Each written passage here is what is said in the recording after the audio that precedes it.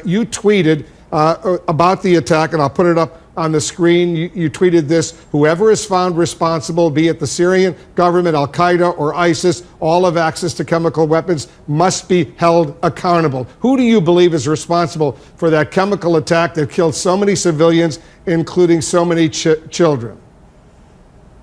Here's the issue, Wolf, is what I believe, what you believe, or others believe is irrelevant. What matters here is the evidence and the facts.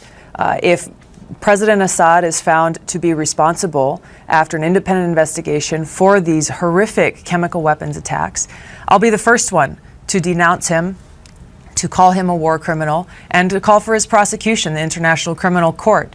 Make sure that those consequences are there. But the key is now, with President Trump's reckless military strikes last night, it flew directly in the face of the action that the UN was working on at that time to launch an independent investigation, to find out exactly what the facts are, who was involved and who was responsible, so that the appropriate consequences could be levied. So, Congresswoman, when the Pentagon says it was the Syrian regime of Bashar al-Assad who was responsible, when the Secretary of State says that, the President says that, they all conclude that they have the evidence to back it up. They say Assad did it, his military did it. You don't believe them necessarily. Well, last time I checked, Wolf, Congress had the authority and the responsibility for declaring war, for authorizing the use of military force. So whether the President or the Pentagon or the Secretary of State says that they have the evidence, the fact remains that they have not brought that evidence before Congress, they have not brought that evidence before the American people, and they have not sought authorization from Congress to launch this military attack on another country. The fact is that the United States has been waging this war, this regime change war now for years, covertly through the CIA to overthrow the Syrian government. The result of this has been the suffering of the Syrian people, hundreds of thousands of people dead, millions of refugees, and the strengthening of terrorist groups in Syria, like Al-Qaeda and ISIS, whose goal is to overthrow the Syrian government. So this escalation that President Trump took yesterday in launching this military attack continues this illegal, unconstitutional war. So, Congresswoman, are you saying when General Mattis, the Secretary of Defense, or General McMaster, the President's National Security Advisor, come to the President and they say, here's the evidence, we now know for sure that the Syrian regime did this, here are the various military options to respond, and he gives the okay, you say you have doubts about these generals providing that kind of proof to the President?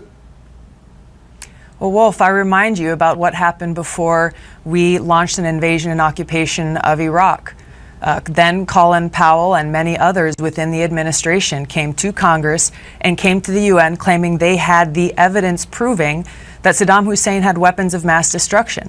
We launched a completely destructive, counterproductive war based on that intelligence, which has now, years later, proven to be wrong. We had leaders in Congress then who questioned that evidence that was presented and voted against that war because they were not convinced by the administration then, saying that they had the proof necessary to launch this war.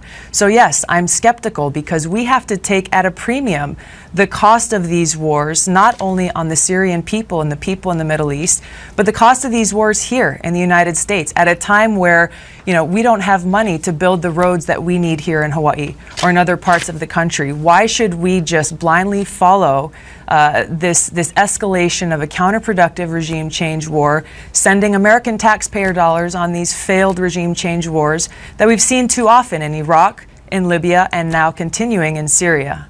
I went to Syria in the interest of furthering the cause of peace, to see and hear firsthand from the Syrian people how we can bring about an end to this counterproductive regime change war, something that I have been fighting for now as a member of Congress for years. Whether we like it or not, President Assad remains the president of Syria. And in order to determine a negotiated outcome to end this regime change war that, again, has cost hundreds of thousands of lives and millions of refugees, he has a part to play in bringing about that negotiated outcome. We should not continue this counterproductive regime change war, to overthrow the Syrian government, First and foremost, because it will be destructive to the Syrian people, just like we saw our wars in Iraq and Libya turned out to be worse off for the people of those countries. And just like in those two countries, we're already seeing this war we've been waging for years has only proven to strengthen these terrorist groups like Al-Qaeda and like ISIS, who are trying to overthrow the government so that they can walk in and fill that vacuum and take over all of Syria for their own nefarious means. Who is responsible, Congresswoman, for the deaths of more than 400,000 Syrians, mostly civilians and a lot of children, elderly? Who do you blame for those deaths over the past 6 years? There are a number of ways that you can point the finger, Wolf. I'm interested in finding the solution, and the solution is to end this counterproductive regime change war. The United States has been waging, along with allies, so-called allies like Saudi Arabia, Qatar, and Turkey, all seeking to overthrow the Syrian government. We have been providing arms, funding, salary, support, intelligence, and other types of both direct and indirect support to armed militants within Syria who are working directly with Al-Qaeda, who are allied with terrorist groups like Al-Qaeda towards this end of overthrowing the Syrian government. All an action which has resulted in more chaos and suffering for the Syrian people, as well as counterproductive to our American national security interests by strengthening the very enemy that attacked us on 9/11. It makes no sense, and I've spoken to you before about my bill, the Stop Arming Terrorists bill, that would put an end to this madness by prohibiting American taxpayer dollars from paying for this support, for paying for this counterproductive regime change war. But don't you believe that Bashar al-Assad bears a lot of the responsibility for the horrific deaths that have occurred in his own country, his regime, his military going out there and killing all these people? Don't you think, Congresswoman, he bears a lot of that responsibility? There is responsibility that goes around, Wolf. Again, my interest is in bringing about peace. Standing here and pointing fingers does not accomplish peace for the Syrian people. It will not bring about an end to this war. That is my sole focus and my interest, both for the United States and for the Syrian people. And that's why it's so important, A, that we end this destructive, counterproductive regime change war, and that we work towards bringing about a peaceful negotiation where the Syrian people can determine their own future for themselves. You met with the president. He was then the president-elect during the transition in New York, and then you went in January to meet with President Bashar al-Assad. Did you convey any message to Bashar al-Assad from President Trump during your meeting in Damascus?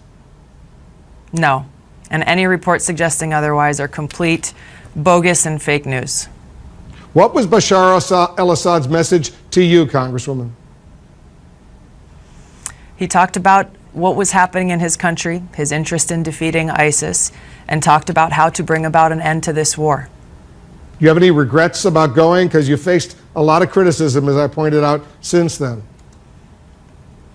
You know, Wolf, I've never made decisions based on fear of what might people think or what might be politically advantageous for me. As a veteran, I have seen the cost of these wars, experienced them firsthand, seen the human cost in friends of mine who did not come home from the war in Iraq.